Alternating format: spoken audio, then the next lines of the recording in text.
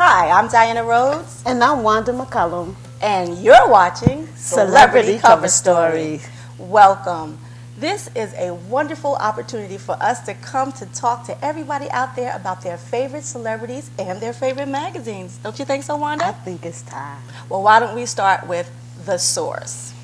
How about that?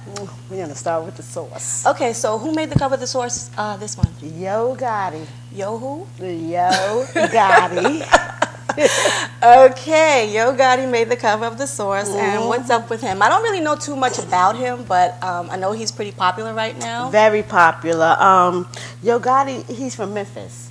Okay, Elvis territory. Yeah. Okay. In fact, he grew up in a house right behind Elvis' house. Okay, I did read that. Yeah, he was raised by about 6 women. They were all like drug queenpins and oh really? That's interesting. Yeah. That's very he interesting. was a very spoiled child. Okay. Had everything he wanted. And I have had the privilege of watching 1 or 2 of his videos, and I don't know, he's not quite my cup of tea, but one of the issues I took up with him was the what is it, the Down in the DM video, I think it was. It goes down in the DM. Yeah. I'm scared that you know that record. But anyway, he was directing these young ladies to Snapchat their private parts, and I had a problem with that. I had a big problem with that. But just know that if he's asking them to do it, it's because it's been done. Because anything that Gotti does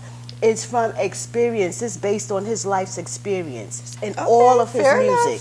Of his music. I'm just saying, I come from a different generation. When I was growing up, we didn't take pictures of things like that. Well, they're doing it today. Okay, and they sending it through the mail. Different generation, different kind of music. That's okay. I'm not a prude. I'm just saying. I was, when I was doing the research, I was kind of shocked at some of the things he was saying. Yeah, he says it because see.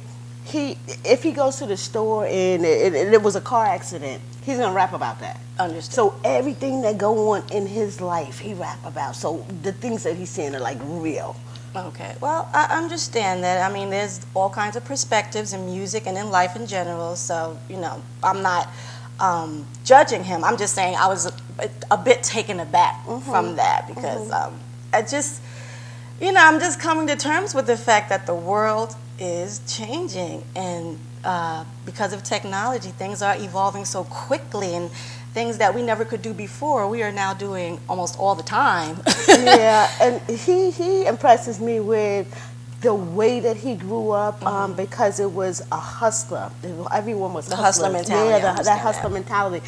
But the good thing about it is that he's not doing it illegal. He's putting his music out, and he's making his money through music and not being a hustler, a kingpin, a drug kingpin. And sure. So I'm impressed with what he's doing, and I like him. Is it fair to say you respect his hustle? Absolutely, absolutely. And then he has a thing for that Reverend Run's daughter, that Angela. Oh, does he really? Oh, yeah, he got a thing for her. Well, we'll see how that turns out. Maybe that'll come up on the cover of another magazine. But, yeah, I mean, I don't know about how people feel out there. I'm just saying, the music is interesting. Yeah, very. To say the least, it is interesting. And you're right, he does come from a very interesting background. He did grow up behind Elvis Presley's mansion. Could you imagine those kind of things going on behind a mansion? Watched his family. He watched these women.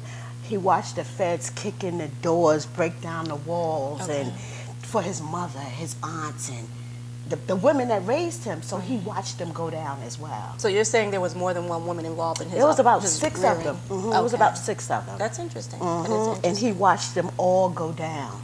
Well, what I also found interesting about him was that, he had hit the music scene pretty early, and he made an impact. In 2012, he came out with a studio album. I believe it was called Live from the Kitchen. And, he made his mark. And like you said, based on his perspective and his lifestyle, the things that he saw, he made a name for himself. His real name is Mario Mims, which I like better than Yo Gotti, but that's just me. Mario Mims. But yeah, I understand what you're saying, and I can respect his hustle. I just can't get with the whole Snapchat thing, but no, that's just me. They snapping it and they sending it through the air. Yeah, well, that's a bit much for my taste. That's a bit much for my taste. Yeah. But it is what it is. So if you're interested in reading about Yo Gotti and anybody else in the music industry, then you need to check out The Source. And The you can go to the Source. website. Can you give them the website? Sure, thesource.com for Yo Gotti this Sounds month. good. Sounds good. Who else are we talking about? Oh, today we have Chris Rock. We have Chris Rock. Oh, we have Caitlyn Jenner. Oh, Caitlyn Jenner. Let's talk a little bit about Caitlyn now, shall we? I know how you feel about Caitlyn. Wanda's very passionate when it comes to Caitlyn Jenner. Because you, like I, came from the generation when Caitlyn was Bruce Jenner. He was on the cover of the Wheaties box, remember? Yeah. I remember him being on the cover of the Wheaties box, jumping over hurdles. And, wind and hair in the wind, and he's not that person anymore. No, but he's not. And he so all of this time when we were jumping, all this time when he was jumping over the hurdles and being the Wheaties guy, he was wanting to be a woman. Apparently, he always felt like he wanted to be a woman. He felt feminine.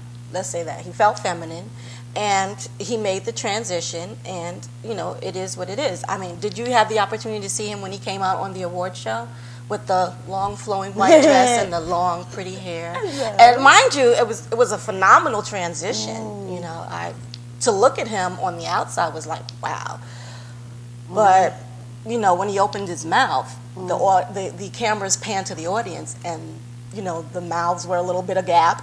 And, the eyes kind of said it all. There was a little confusion going on there. So, but what he said, I read something about like his older kids can call him dad.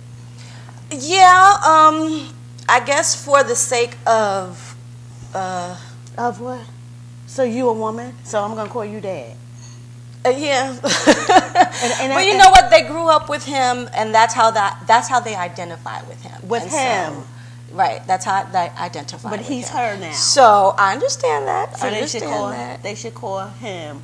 Should they call him mom? Is that what you're saying? They should call him mom, dad. Mom, dad. Okay.